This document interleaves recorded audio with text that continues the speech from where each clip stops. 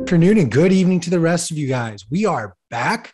I am in my mother's basement and we are here for another episode of Bitcoin Magazine Live. I am joined today by our guest, Todd Ault, the founder and president of Ault Management Group, as well as BitNile. Todd, how are you doing today? I'm great, Q. How are you? I'm doing wonderful. Thank you so much for joining us today. For those who aren't aware of sort of who Todd is and what you have done, can you give a little bit of background on sort of your work with the management group? Well, I've been at Ault & Company, a private company, and the public company BitNile, which is on the New York American. I've been on Wall Street for about 33 years, sort of not off and on. There was like a short hiatus, but for the most part, I've bought and sold companies. I was the founder of Patient Safety. I was a large owner of Jack in the Box at one time, Taco Cabana. I've had a lot of exits, and we've been building a Bitcoin company. We've been really building a holding company, which you can see our price is pretty depressed. We have a lot of assets, and people, I think no matter what we say, they don't really understand it. But one of the core things is that I bought Digital Power back in late 2016, and it made power supplies.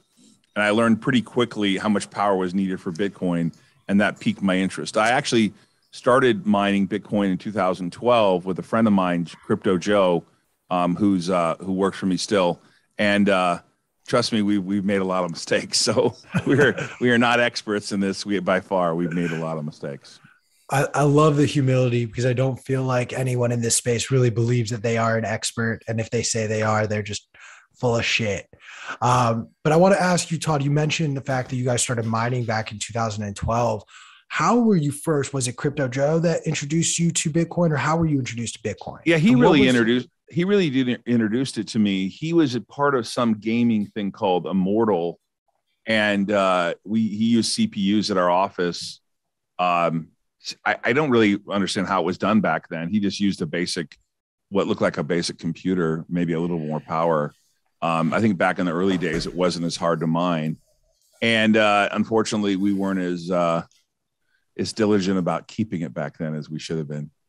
Oh, no. Yeah, we one guy that worked for us had about 5,000 coins, sold it for $5, about 25 grand. So, yeah, we've had some pretty horrific stupidity. You know, it's not been pleasant, that part of it. You know, because you later on, you know, if you don't understand what you're doing in the beginning. But Bitcoin wasn't Bitcoin in the beginning. When it was $5, it was a novelty. It was something that was like, I mean, I don't know how familiar you guys are, but like you used to have to just transfer your Bitcoin and then people would send you cash in the mail. It wasn't really acceptable behavior, if you know what I'm saying. I didn't do it, but some people that work for us would transfer the Bitcoin to a wallet and then hope the cash came back. I'm curious, in these early days, were you and your team looking at Bitcoin as sort of an asset class, a tech vehicle, or what was it to you guys? Just fun internet money?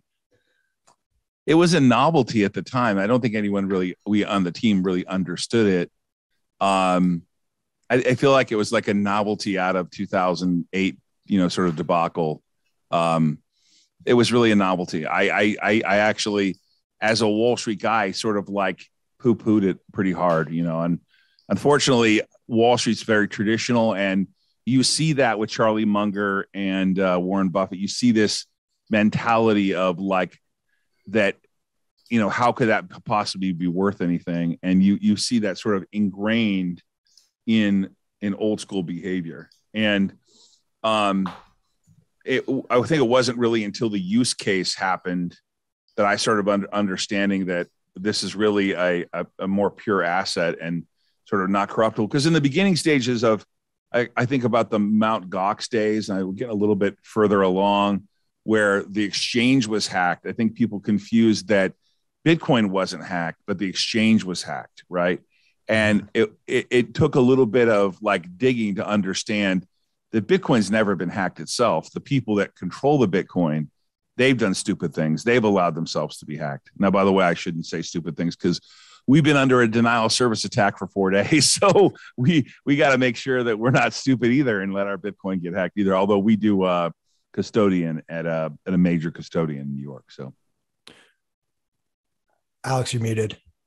Sorry about that. Just real quick, speaking of denial of service attacks, have you seen Michael Saylor's proposal for Twitter and also just any platform using Bitcoin and Lightning as a way to filter out Signal and good faith internet actors from all the rest by way of a small Bitcoin deposit of like 100 or 1,000 sats? Yeah, I mean, I do like the idea a lot. He is Michael Saylor is literally, as everyone probably knows, an MIT graduate. So he's like truly a rocket scientist. He comes up with concepts that obviously you have to I mean, I admire the guy. He's actually one of the reasons why I got so interested in reading his stuff over time.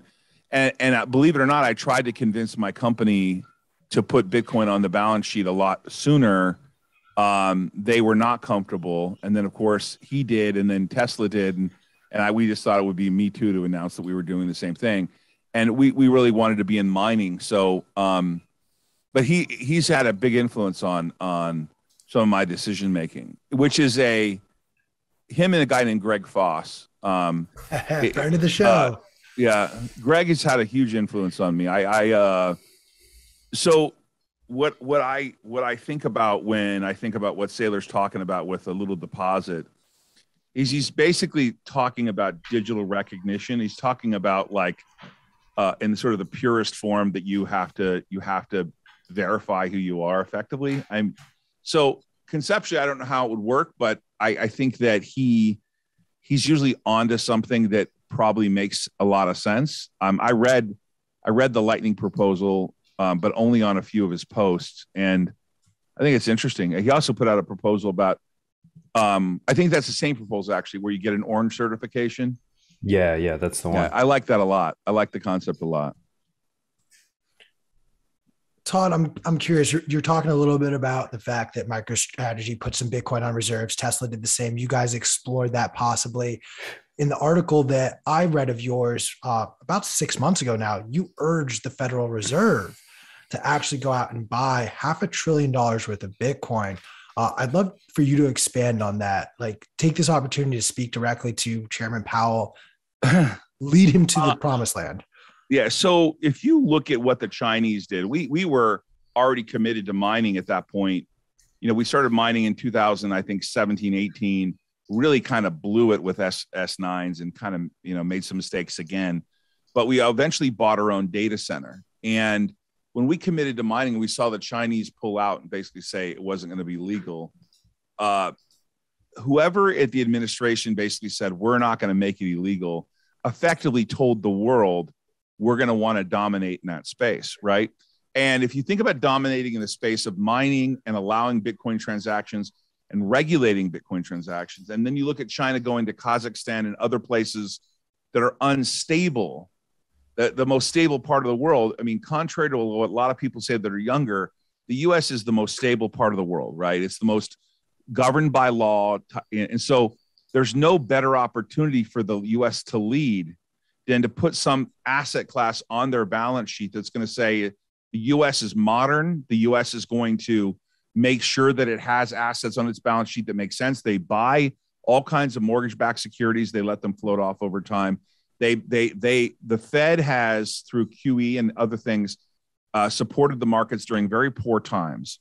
And for them to put Bitcoin on their balance sheet and say, hey, we're going to acknowledge this asset class, we're going to be a leader here, and we're going to encourage the U.S. to be leaders in financial products. If you believe, like Greg does and others, that this is a $2 million a coin asset class, sort of like in terms of the trillions, in terms of the size, $45 trillion or bigger, they could lead the way by really taking a big spot of Bitcoin and put it on their balance sheet and leaving it alone. And my case in point is they do this now.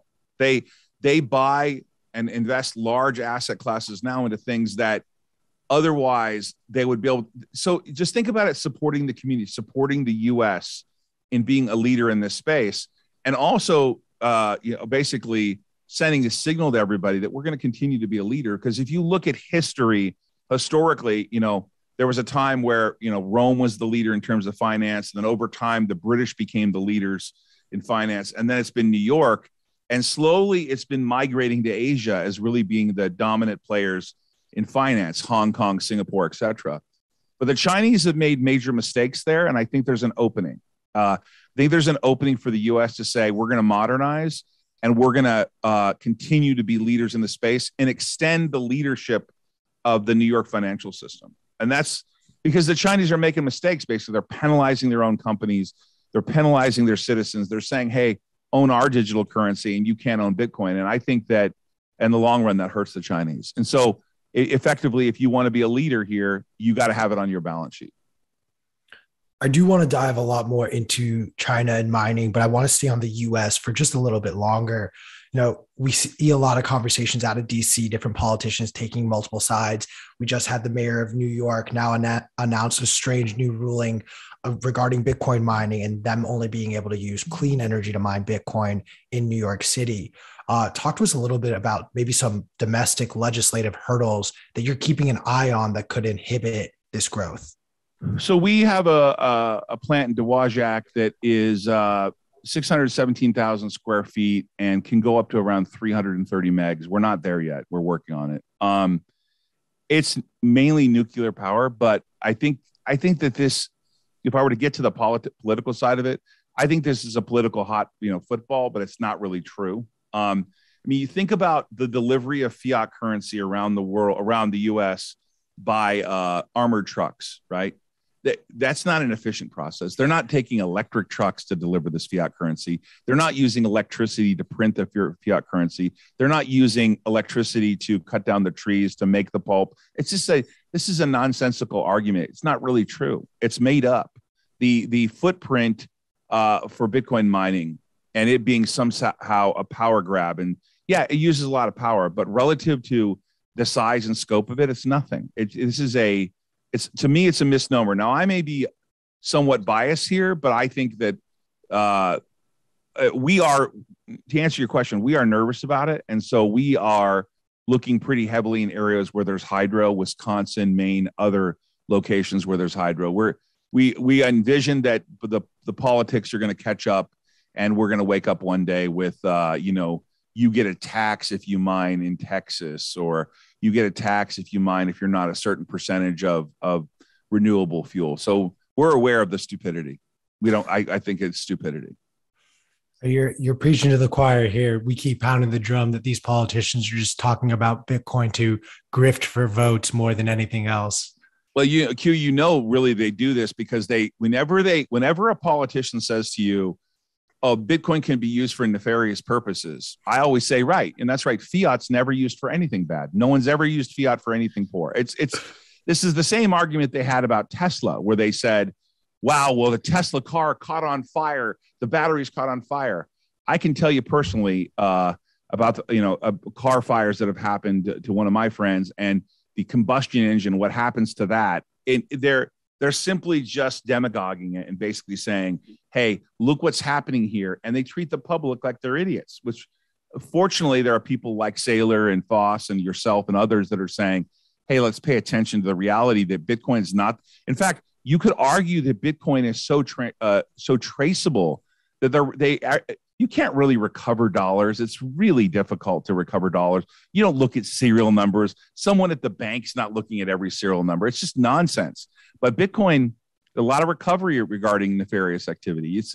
I don't think I think it's more transparent than anything out there. I mean, sure, you don't have an identification on the wallet to say this is Bob Smith's wallet, but you can trace where it came from. And there's a lot of smart people out there in tech that are tracking down these people that are using it for nefarious purposes. I love that. I mean, you are preaching to the choir. We're chatting on the side here, just like you get it. Sure. But how many of your clients don't get it, and what are those conversations like? We're gonna have a conference on May 12th through the 15th. One day is a Bitcoin day, which is I think the 14th of May, and which Natalie's going to be there. Greg Foss is going to be there. Thomas Lee is going to be there. Scaramucci is going to be there, and we're going to be talking. But why I bring that up is it's not just a selfless plug. Is that those people know about Bitcoin, but the vast majority of people that I meet, and I would, I hate throwing out percentages, but in a rare circumstance, I'll say 95% of the people I meet, even in the financial community, don't understand Bitcoin. They just go, I don't understand it. Can you explain it to me? I understand how it has any worth. And they're sort of missing out. And we own a platform called Earnity.com. We're a 19.9% owner of it. And I dollar cost average into Bitcoin every day. And so recently, some of them have been calling me saying, oh, it's going down. It went down from 43,000 or whatever. Yeah, when I was in Dubai, it went down from 69,000. And I tell them, and Greg says it better than I do. Just, think about earning $1 and taking 5 cents of that dollar and putting in Bitcoin. I do it every day. I average into Bitcoin every single day. But to answer your question specifically, most of them are uneducated about it, or they're fearful of it. Like there's a big unknown for them. They somehow just see it as eclectic in the sky. And I try to explain to them all the time. I said, what if you couldn't get a green dollar? What if there was no paper in your hand? You would just have an entry into your Chase account and you could Zelle the money, right? So one of the things we're doing is we're putting $100 million over time of Bitcoin into our lender. We're a California licensed lender, and we're lending to public companies. And we're going to let them borrow money in Bitcoin denomination or in fiat denomination, or we can convert into their common stock if they can't pay us back, or for some reason they want to just keep the cash and let us convert. We lend to a lot of public companies now. It's something I've been doing for years. And I think people notionally do not understand the idea of having a bank. Now, we're not a bank, we're a lending institution, so we don't take deposits, but you think about a bank having to put deposits down, we're going to put Bitcoin in and then wrap that Bitcoin. We're going to make a loan off the value of the Bitcoin we have, right? And so in theory, we'll be long Bitcoin constantly, and we'll be long the loans we make to the public company. So we have the collateral of the Bitcoin, the collateral of the loan we make to the public company, and then we as an owner are effectively holding Bitcoin and saying, hey, if that Bitcoin goes higher over time, we can even make more loans, right? Think of it to some degree like a margin loan. Mm-hmm. And so we're trying to show people that Bitcoin can be, this is probably, you look like a young guy, but if you go back in, I want to say in the 80s, when Rolling Stone went on tour, they insisted that they were paid in, they were paid in yen, right? And if you think about insisting you're going to get paid in Bitcoin, or dollar denominating that you're going to pay your loan back in Bitcoin. Now that can be a scary proposition right now, because that's why we're going to give them an option, fiat or Bitcoin. But the scary proposition is that Bitcoin's too volatile right now.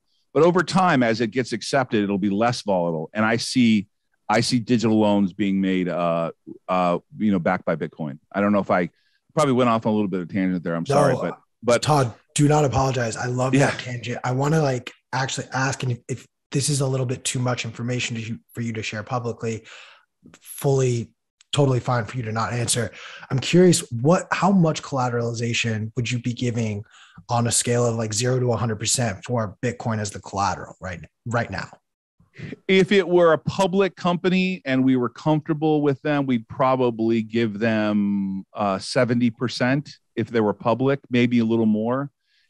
We don't really do loans to private companies. We specialize in sort of small cap companies under 250 million. But I think you're referring to whether they gave us their Bitcoin as collateral. And I think the difference here is that we're posting the collateral as our lender to demonstrate to people you can borrow from us. And we're going to team up with banks that we say to them, we have the collateral, lend us the money backed by our Bitcoin so we can make loans to other companies in fiat or Bitcoin. So if you think about a Silvergate or a Signature Bank, what I think you'll see us doing is saying, hey, we got 100 million worth of Bitcoin and we're going to make offerings against that Bitcoin, but still stay long the Bitcoin, right? So the Bitcoin collateral is in our account, and therefore our shareholders benefit from being long Bitcoin while we make loans in the traditional world. And I think that more and more you're going to see Bitcoin become a marketplace for lending. I know that exists now, but it's in a very small scale. And denominated in a way that if you have to pay it back in Bitcoin, if you borrowed money at Bitcoin at 40,000 and Bitcoin were to rally to, 100,000, it's a lot more expensive to buy back that Bitcoin to pay it back. So, you're gonna have this big arbitrage there for a long time. No, I mean, what you're saying is music to my ears, and this is why I was genuinely curious. I appreciate the clarifying point there. A couple of people in our audience are actually asking if you can share a little bit more details about this conference, where it is, and maybe where they can find a ticket. You can go to riskonevents.com, and it's the conference starts. There's a party May 12th, and the conference is 13th and 14th, and then there's a breakfast on the 15th. The real meat of Bitcoin Day is Saturday, and the prior day, Damon John's going to be there, a bunch of entrepreneurs, sort of real estate stuff. We're trying to look through everything we do with a lens of how can Bitcoin be used, and that's conceptually not easy, right? Because you have to explain to people. Like a lot of times they say, well, why wouldn't you just use fiat? And I say to them, well, if you think about things becoming more expensive, every 14 years or so, the price of pretty much everything doubles, right? For some reason, the price of a hot dog at Costco doesn't double, but the price of everything else doubles, right? And if you try to double your money every 10 years, right? And the price of things double every 14 years, and you really want to do well. So the reason I say this is because right now there's a conversation about the decoupling of Bitcoin and how it's really a risk-on asset, right? But my argument would be to look at it like Greg talks about it on a linear scale, right? Look at it over a logarithmic scale over time. And over time, it's over the last 12 years, it's been an incredible hedge against inflation. And I would encourage people to not pay attention to the market noise, the CNBC, look what Bitcoin's doing in the last 6 weeks, but say to yourself, really, there's an interview with Greg. I do a show called Bitcoin Weekly, which is not as popular as your show and not as good, and the people on it, I'm not as smart as you guys. But one of the things that Greg talks about is just think about how big Bitcoin can be in terms of an asset class. And if you thought about like all the total investment in the United States, I think it's like he talked about $950 trillion. The question is how much of an asset class does Bitcoin become? And this is where he comes up with this thesis of $2 million of Bitcoin, right? Because he thinks it'll be a $45 billion asset class.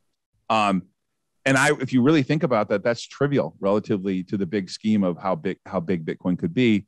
With 45 million millionaires around the world, it's not even one Bitcoin a person. It's really there's an opportunity here for that asset class to become more dominant part of the conversation.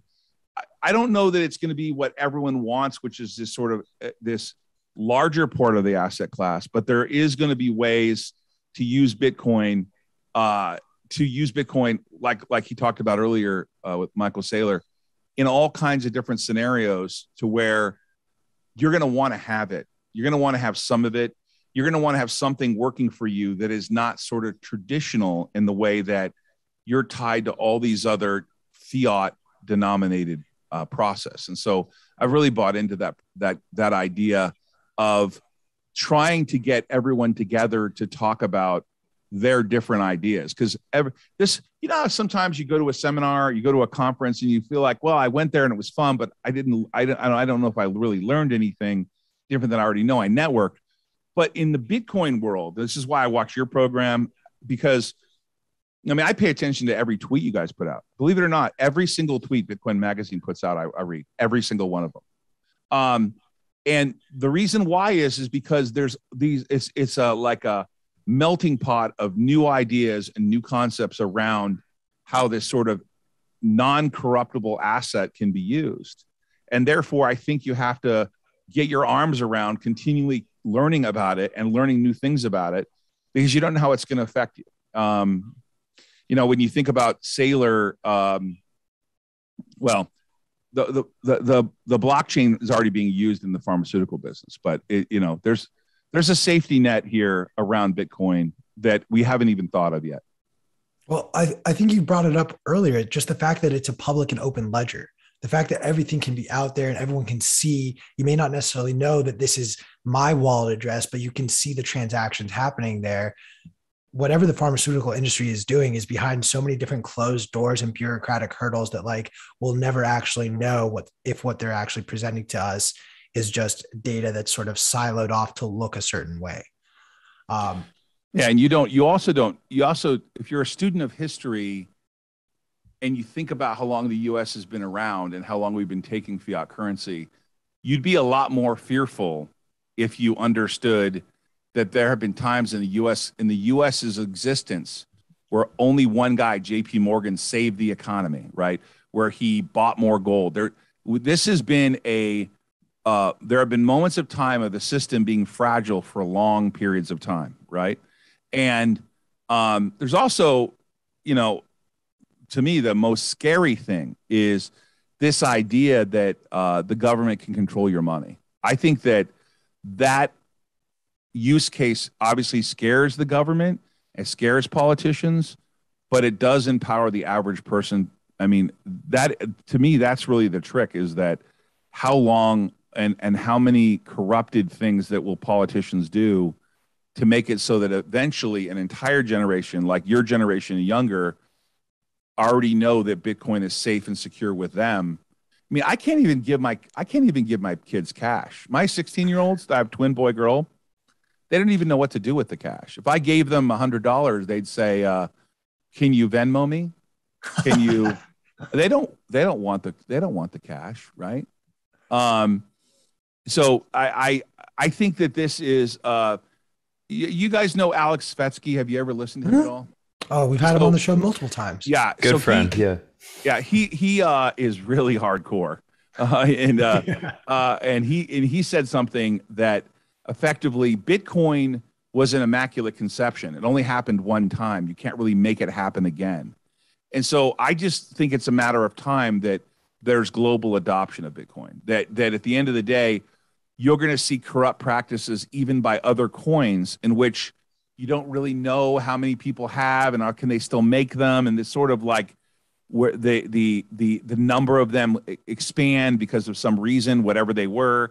Like, I actually think this whole proof of stake thing with Ethereum, the second I heard they were going to change their concept, and I don't know if this is still going to happen, I pay no attention to it. The second I heard that they are going to change the way they do it and they're not going to mine, I thought to myself, that's exactly living proof as to why I don't want to be part of it. Now, I can understand the use case for it, NFTs and smart contracts, but I'm actually all for layer 3 and hoping that Bitcoin develops their own contracts. That's the better development. I know that there's all kinds of issues with speed and what the development community thinks they should do, but the second you can make more of it and do whatever you want with it, and it's effectively a committee, I kind of think that power corrupts eventually, right? So if you have the power to change something, Bitcoin is constant, and you think about like a parent that you can rely on. You want something you can rely on over time that keeps their word, and Bitcoin can keep their word. Bitcoin keeps its word. It doesn't change because you're black or white or because you're rich or poor. It doesn't do anything different. It's just there. Chris, you're going to have to correct me because I always say this wrong. Todd, I want to present to you, like, one of our colleagues at Bitcoin Magazine, Pete Rizzo, wrote an excellent piece for Forbes, essentially classifying Bitcoin holders into two different groups: the asset maximalists, which view Bitcoin as a new monetary maximalist. Thank you. See, I told you guys I was going to mess this up. Monetary maximalists who view this as like the purest form of money and treat it like an asset class, versus the platform maximalists who view the technology and the underlying technology of Bitcoin as what it's really offering the world, and changes to that platform are necessary as use cases expand. Of these sort of two groups, where do you sort of see yourself sitting more?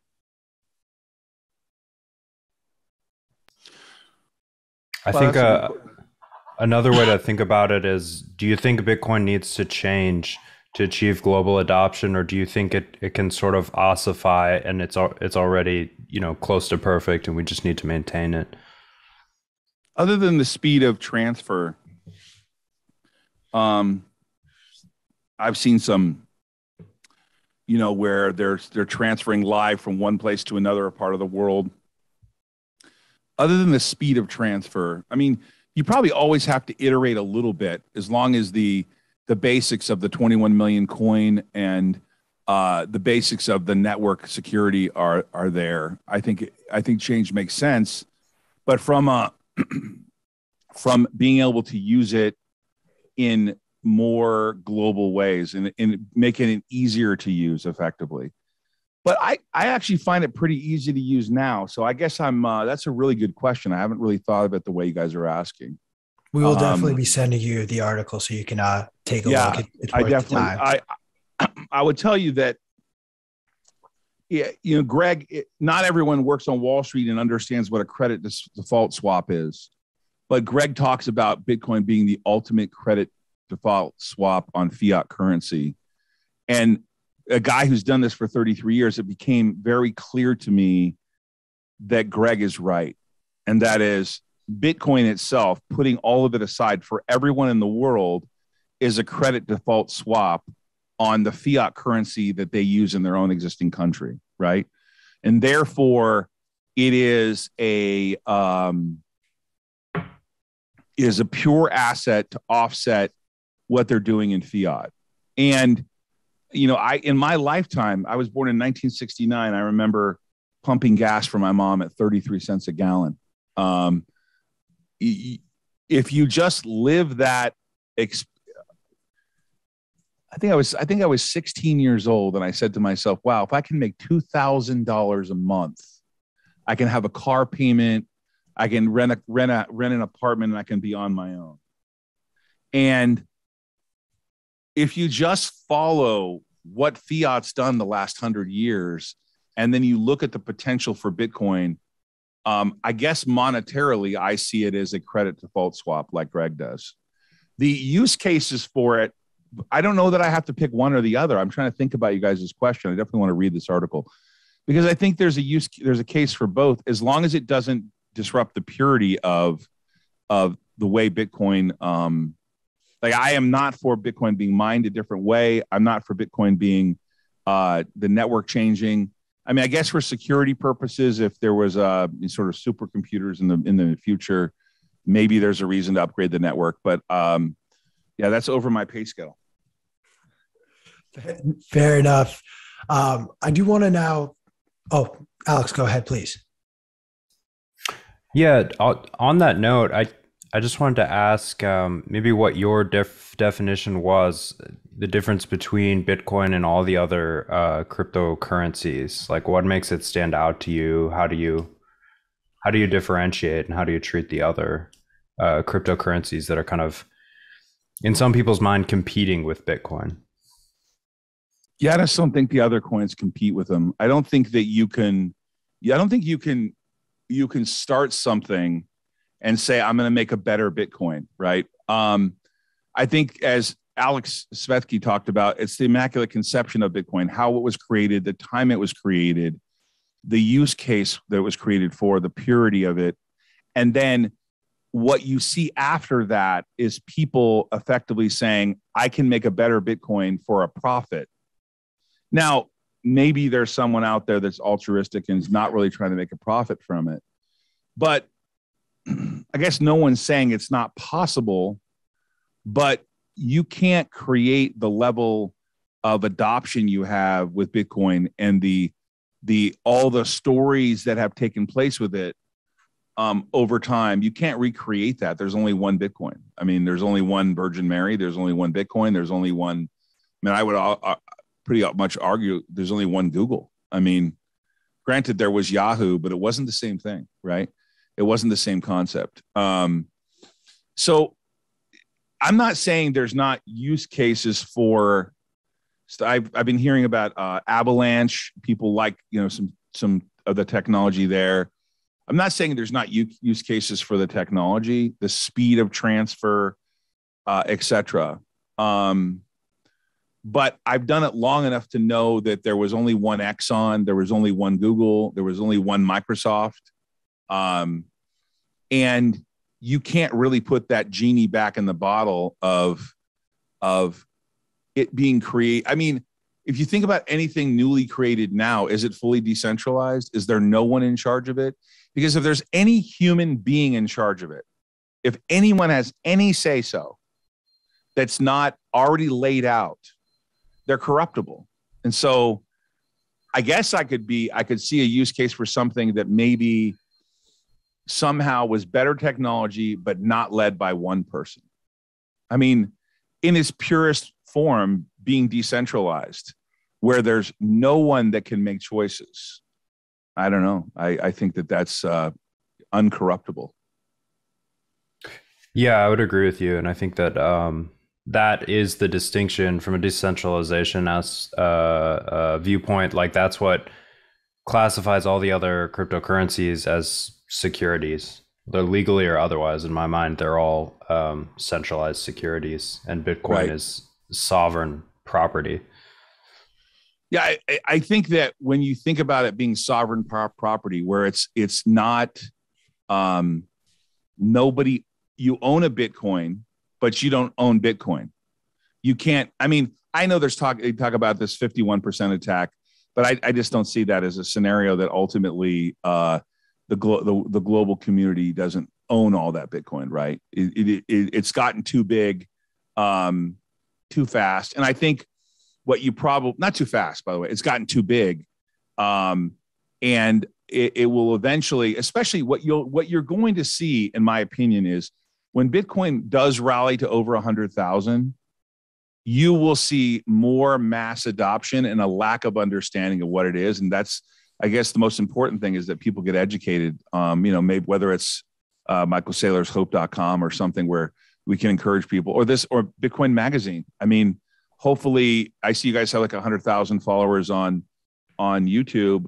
I know you have more on other things, but hopefully there's platforms out there like you guys have that will continue to educate people and make it more and more popular. Because as much as popular it is now, it's really not as popular as it could be, not even close, right? I think I read a couple months ago that if you own 0.28% of a Bitcoin, so you're about in the top 1%, which makes no sense to me, but I don't know that to be absolutely factual, but it does seem like you don't even have to have a Bitcoin to be in the top 1%. I've never been in the top 1% of anything in my life. I'm so happy to hear that. I'm not even going to fact check that. I'm just going to accept it. You're definitely top 1% Bitcoin hosts, Q. So very small sample pool. We're so into educating people on Bitcoin that at the conference, when you come to the conference, we give everyone $100 worth of Bitcoin on our Earnity platform. And then we run a full-time BitNile car at the Indy Racing Series with Connor Daly, who's on our platform too. And then at the Indy 500, we'll run the BitNile car, and we'll be running the Bitcoin racing team, which we have secured with Ed Carpenter. So we're going to be educating people pretty hard on Bitcoin. There's a pretty big global community around IndyCar. It's one of the number one attended events in the world in terms of live events, with about 400,000 people there and about 5 million people watch it live on TV, but in person, about 400,000 people at the Indy 500. And we're pretty committed to starting to educate people on Earnity and how simple it is to use it and how people can adopt it. But with volatility is going to bring a lot of people pouring in and pouring out of it. So hopefully people like Greg and yourselves can get people to understand that it should be a percentage of their net worth. At least that's where I'm at.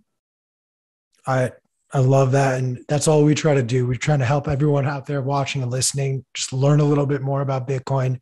None of us will ever say or claim that we're experts. We're all learning in real time and sharing with you guys what we're learning. Todd, one of the things before I am going to switch this conversation at a point to mining, but not quite yet. One of the other things you brought up in the article was you noticed a lot of similarities around the broader crypto market and a lot of what you saw during the .com bubble. Can you maybe touch on what you are witnessing be recreated? I will admit I was a little too young to be watching the stock market during that time.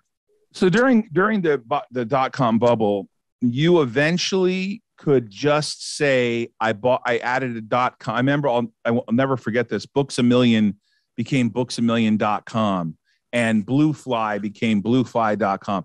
All you had to do was launch a .com, And these stocks went from $10 to 200 to from $5 to 150. And it was this euphoria of like, there's how many eyeballs there'll be. And there were .com everything. And you just announced that you had a .com business and you traded like crazy, insane. I would say it was some kindred to the meme thing, you know, with GameStop. It was insanity. I mean, I was in stocks that I bought ePay on a Friday at $9 and it opened at $109 on Monday. I watched Amazon.com go up in a year and a half period, like pretty much every single day. You know, it was crazy, right? And then ultimately there was a bust when people realized you were still going to have to get adoption. So stay with me for a second, right? There used to be a period of time where no one would put their credit card on the internet. The idea, I even did it myself. I got pitched an idea called MrMunchie.com, which ultimately I think is DoorDash. And Mr. Munchie, this was years and years ago in the early days of the internet. And I just said, hey, I can just pick up the phone and call Pizza Hut. Why would I want to use it over the internet? Back then it was dial-up AOL and took 5 minutes to get online. But the adoption of new technology creates an imitator, and imitators get popular. But if they can't build out a network, they eventually collapse, right? They become not worth anything. And so you see that over time. And when I look at .com and I look at all the different cryptos, there's one Bitcoin and maybe there's Ethereum and there's a few others, but everything else is nonsense. It's a me too. I got something better. I'll throw money at it. Silicon Valley, I can create something better. I can iterate. But this is see, if you pay attention really closely to what Warren Buffett says about it ending badly, he's not necessarily talking about Bitcoin as he is the environment of cryptocurrencies ending badly, because there's not really a use case for unlimited amounts of, I create my own cryptocurrency. I print a certain amount for myself. You can see that, by the way, with XRP. I don't know it well enough, so we'll be clear with XRP. But they had a certain amount that they could sell into the marketplace. And so I think Chris earlier said it was effectively a security. And I'm not opining on that at all. I don't know whether it was or it wasn't. But when you can sell into the marketplace, you make it corruptible, right? So all those other cryptos probably have a base amount of crypto themselves held by their institution or their foundation that can sell more crypto. And it's not super transparent. Like, I run a public company. We're raising a lot of money, prices down, but people know what we're selling. They know that we're out there actively raising capital over time. Not right now, but in any given day, could be right now. I don't know. I don't pay attention to it every day, but we have active ways of raising capital, but there's disclosure documents about that.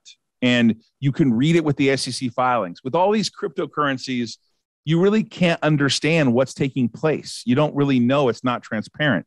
And this is why I go back to and say that in the .com world, you could just say, I own a .com now. The stocks went parabolic, but they didn't survive. The vast majority of them didn't work out. And you see that in Amazon having about 50% of the retail market, right? Because the big ones survive, the ones that are the purest survive, the ones that have the best intent survive, and the ones that don't just don't. And so I suspect that there's going to be a scenario where there's going to be tons of cryptocurrency that doesn't survive. I mean, like, how much Dogecoin is there? I mean, I don't know what Elon. Listen, I'm not going to question him. He's a smart guy, much smarter than me, and he talks about Dogecoin being the purest way of transferring fast. But there's unlimited amounts of it. So I wouldn't think of scarcity. I wouldn't think of a store of value. I mean, does he want it to replace the dollar? See, that's where I just disagree. The U.S. government you kind of already have a digital dollar. You can just transfer it on your phone. I mean, I don't know really if you can make more of it, it's not Bitcoin. I love that. Yeah, that's the quote, guys. If you can make more of it, it's not Bitcoin. Right. I'm sure someone else has said that. We're attributing the quote to you for today at least, Todd. I appreciate that. I appreciate that. I do want to now touch on like the mining efforts that you and your company have been building out. You touched on the fact that you guys are using nuclear energy. You're exploring other avenues as well. I've been very vocal that, the next iterations, both of clean energy capture, as well as sort of sending the energy out efficiently, are going to just come out of this mining space. What are you seeing as far as these sort of energy processes, and what are you impressed by, and what are you sort of turned off by? Well, it is an expensive proposition. We have invested, I think, somewhere north of 160 million, $170 million. And imagine we went to Dubai. We already had 1,000 miners, and we bought 19,600 more. And we wrote checks for nearly 100 million Bitcoin, $100 million before we got really the next couple main shipments. And right now, we have paid for the vast majority of our miners and only have received about 34% of them. So you have a really heavy upfront capital cost. When you get the reason why I can tell you there's a lot of value in the network is because if you are in Bitcoin mining, you are expending real energy, time, and money to mint those Bitcoin. They are very valuable. There's so few of them left, about less than 2 million now. And you'll be mining till 2140, but mathematically, they're really hard to get, and they cost a lot of money to get. For us owning our own data center, it's pretty profitable from a margin perspective, but the upfront, the barriers to entry to mine Bitcoin are stratospheric. You just, the cost of a miner, the cost of maintaining them, as a public company, the cost of SOX compliance, making sure that your Bitcoin doesn't get stolen, that you track it, you audit it. It's astronomical in terms of upfront cost. But I see it as a incredibly lucrative, necessary commitment to the future of Bitcoin. And I see the validation of the network and that everyone's validating it, sort of every 10 minutes, and all the conceptual technology behind the timing of it and the reward process is, it's the purest form of, as he said, sovereignty in terms of everyone contributing to the network over time and expending that energy. And no one says it better to me than Michael Saylor. No one expresses that you send energy over 500 miles, you lose 6%. You store energy every month, you lose 2%. And in Bitcoin, you lose no energy. You don't lose it if you store it. You don't lose it if you use it. You don't lose it if you transfer. You can keep it. You don't have to maintain it. I just bought a house with my son, and we bought a house, but in order to maintain it, you got to paint it, keep it, upkeep it, pay for taxes. That the asset isn't pure. The asset it costs money to have the asset. With Bitcoin, it doesn't cost money to have the asset. It doesn't cost. You can even argue that if you store your actual gold bar in your home, you risk the asset being stolen. I don't think you have the same risk as Bitcoin being stolen unless you give people access to your password. I mean, there's risk around the password part of it. I admit that part. But even gold takes up a physical space, right? And when you want to sell it, there's a big spread for what you get paid for it. There's not the market that you have today where I can just go digitally sell it really, really quickly. And so therefore, the mining part of it is an extension of energy, and it keeps it pure, validated, and access is not easy. Purchasing it is easy. Using it is easy, but making the Bitcoin isn't. Whereas going back to that conversation earlier about .com, is that you could just print more and decide to print more. With Bitcoin, you got to go get it. It's not easy to get. And one of the key differences is, and I'm sure you've heard this a million times, is, if the price of gold doubles to $4,000, there'll be more gold mining. if the price goes a Bitcoin to 200,000, there's still only going to be a certain number of Bitcoin. There's nothing you can do about it, which is why it's so valuable. I mean, it's just why I don't know anything as pure as Bitcoin. And I've had to talk myself into that process over like a 6 or 7 year period to understand how pure it became and how like the original concept of it. Have you guys ever interviewed Dr. Frank Albo? No. I would encourage you to do it. He was actually hired to write a hit piece on Satoshi, the creator of Satoshi, the creator of Bitcoin. He did a lot of research. Smart guy out of Toronto, professor, PhD, and he actually did so much research that. And by the way, I work with him. He's a consultant for our company. He did so much research that he became convinced that not only is it not a scam, but it's the purest asset ever invented in the whole world, ever created. And now he's an advocate for it in some biblical way. And he's a great interview. And he's going to be at the conference. And Dr. Frank Albo is, I just think he's an eclectic thinker about Bitcoin. Being hired to write a hit piece and ultimately deciding that he should write about how wonderful Bitcoin is. I mean, that's really, to me, like, and he's as smart as they come. So I will definitely be hounding one of the members of your team for an introduction. Thank you for that little tip off. For sure. Todd, I'm a little curious, and I always love asking people who operate big mining operations. You talked a little bit about how the margins right now are great. You know, the price of Bitcoin and what the block reward is are very lucrative for miners.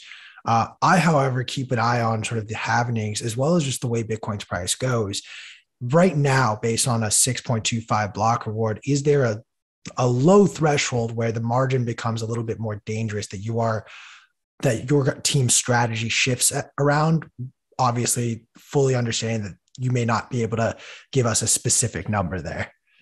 Well, if you're asking what are our margins on Bitcoin, they can be as high as something like around 80%, pretty high. Yeah, wow. We're mining very competitively. We've actually published this, so it's not the margins. I think are as low as 67, depending on difficulty and where our forecast. But I think we run around 80% margins. That can change, obviously. Difficulty can go up, the price can go down. But I choose to believe with the halving and the global demand for Bitcoin that you're going to have a higher price, that you're ultimately, the algorithm sets the price higher over time because demand will be there. And I don't think there's any other provable point than what it costs. We're building an apartment building in St. Petersburg, Florida. And we bought the property in December. We had a budget of $120 million. And with the increase in cost, that budget is approaching $150 million now. So now you probably say, well, how can you afford to spend more money on products, services, and equipment, all the stuff you need, the resources you need to build a building? Rents are higher, right? Rents are a lot higher.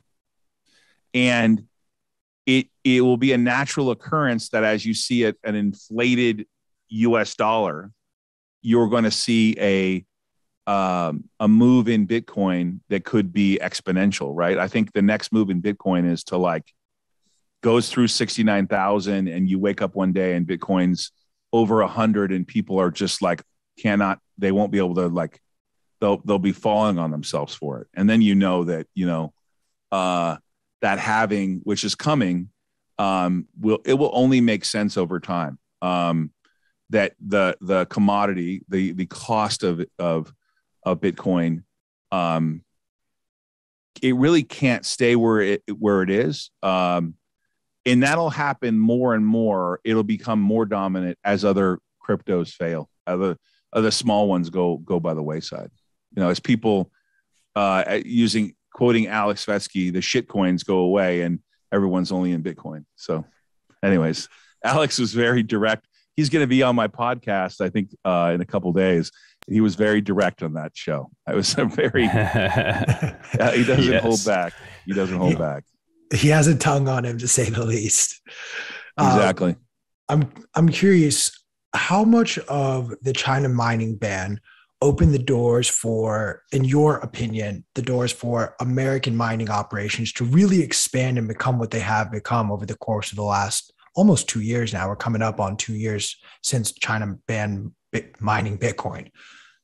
Well, I think in the beginning they said, "Oh, China banned Bitcoin 6 or 7 other times," but when we found out they were serious, I think it was 80% of the reason why, maybe even more, why the door opened.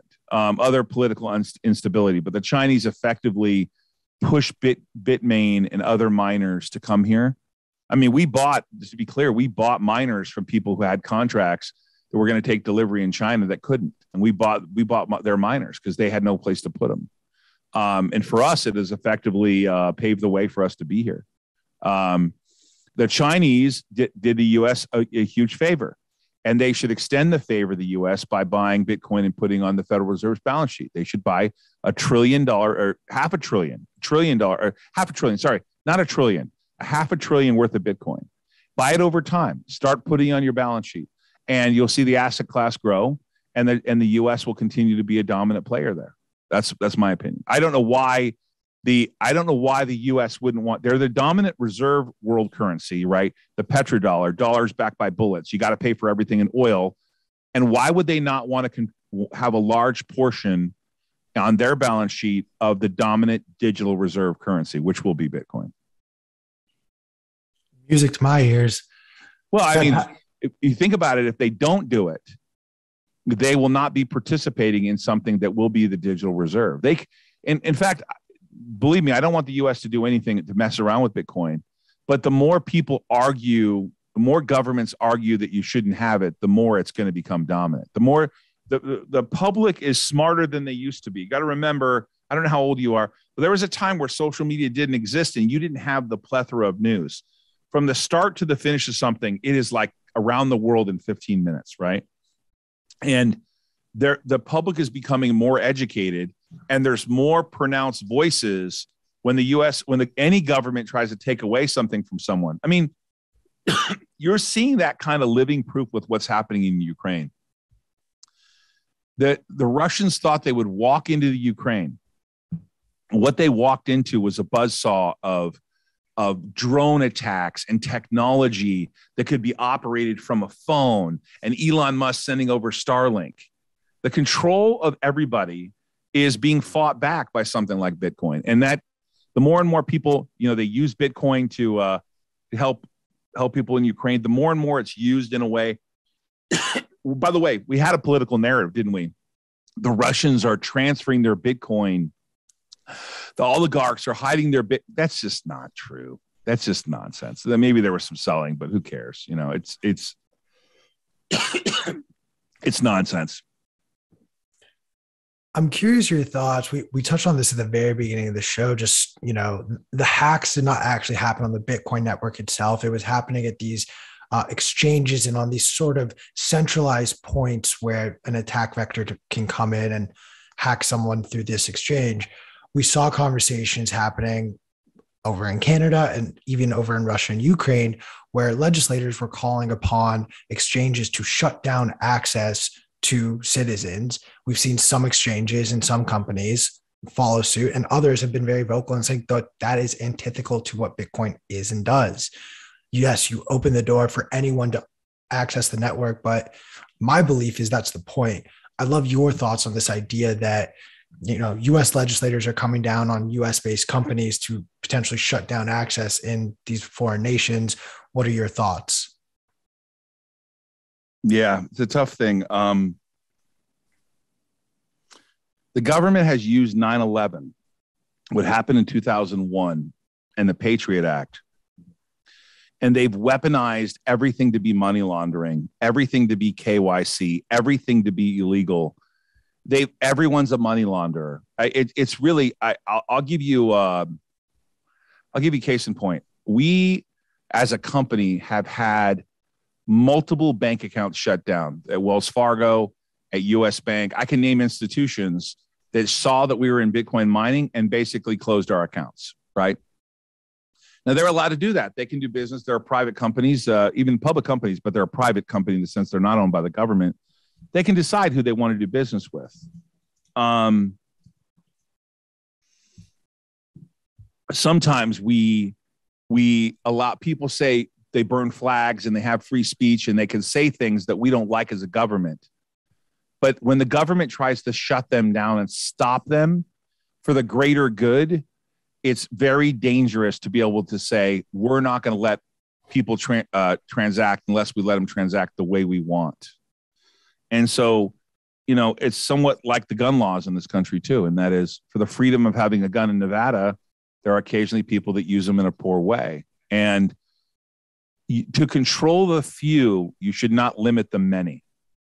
And so any politician, anybody who has any vested interest in controlling the outcome, like I'm in charge now, so I'm going to not let my opponents use Bitcoin the way, because my political party doesn't use Bitcoin the same way you guys use it. It's really hard to say, but in its purest form, I think that you can go get a court order. You can go try someone. You can get injunctive relief very quickly to stop someone from moving their Bitcoin. The government should be forced to do that kind of thing and not just say, we can stop you from doing things whenever we want. So it's got to go through a judicial process still. And even if that means people slip away, they slip away. It's not a perfect scenario. There are companies out there that can track wallets and where money goes, and ultimately you can track that. So I think for the sake of freedom, you unfortunately have to limit the government's role in power corrupts, right? You've seen this in Canada where they didn't like certain things, so they shut your bank account down or they froze your bank account down. That's only more of a use case for Bitcoin. I don't know if I answered your question. No, you did. I really appreciated that perspective too, because you're absolutely right. It seems like there was definitely a period of time where everything just fell under the umbrella of, well, the Patriot Act lets us do this. And it seems like we figured out ways to extrapolate that into our global business, where in all honesty, sometimes we have no business being involved or having a say in what's going on. I'm curious your thoughts also, going back to the China of it all. We're seeing a lot of issues with supply chain, and that's been a big issue now coming up on a year. It was brought up that, all the miners in general are hoping to reach over 300 megahertz for the total hash rate by the end of this year. There's still some constraints and now some questions around, will miners actually receive these new miners in time? Are you guys feeling these constraints at all? Are you guys seeing supply chain issues as far as any hardware getting sent over to you? We've been having pretty big supply chain issues on transformers, on copper cable, wiring harnesses, stuff like that. But Bitmain has been able to deliver the miners to us on time. We have been getting them on a regular basis. They ship them to us from Indonesia, Malaysia, Singapore. They don't ship them from China for sure. No question about that. We haven't seen issues with them. They've been delivering, but keep in mind, we only ordered 20,600 of them. Right now we get about 2,300 S19 J Pros a month now. We'll get that for the next 6 months or so. And then starting, I believe in July or August, we'll get the S19 XPs, the 140 terahash, and we'll have completed our install by October of all 20,600 miners, about 2.4 exahash. In theory, if we were to get them done right now by October, we could be 1% of the global hash rate. I don't know if we will be or not, because it depends. There are people fooling around with a little bit. You can see during the summertime, some people shutting down in Texas, and I don't know what's happening in Kazakhstan. But we haven't had trouble getting delivery yet, and hopefully we don't.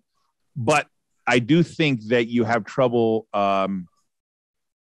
There was a time where there was a lot of trouble with concern that you get chipsets and that they'd be able to deliver. And I don't know that that's not still an issue. But when we bought the first 1,000 miners when Bitcoin was probably 32,000. After we still had the S19 or S9 still running from 5 years ago. Believe it or not, people still run them. We just sold a bunch of them. I think 1,700 of them or something to a group that's probably running them for dirt cheap, making $1 a day or something. I don't know. I don't know what they'd be doing with them. Maybe immersing them or something like that. We haven't really had an issue other than hardware. We've had an issue with copper cables and transformers. Transformers have been really difficult to get. That's probably been our biggest delay. Got it.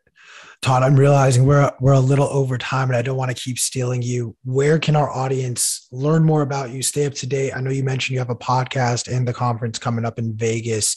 That's going to be May 12th through the 14th for anyone else who's going to try to go. They can find me on Instagram. It's Todd Ault, TODDAULT. They can find me on Twitter, Todd Ault with 3 big I's because I'm the third, Todd Ault the third. Those accounts are verified. My Twitter and my Instagram are verified.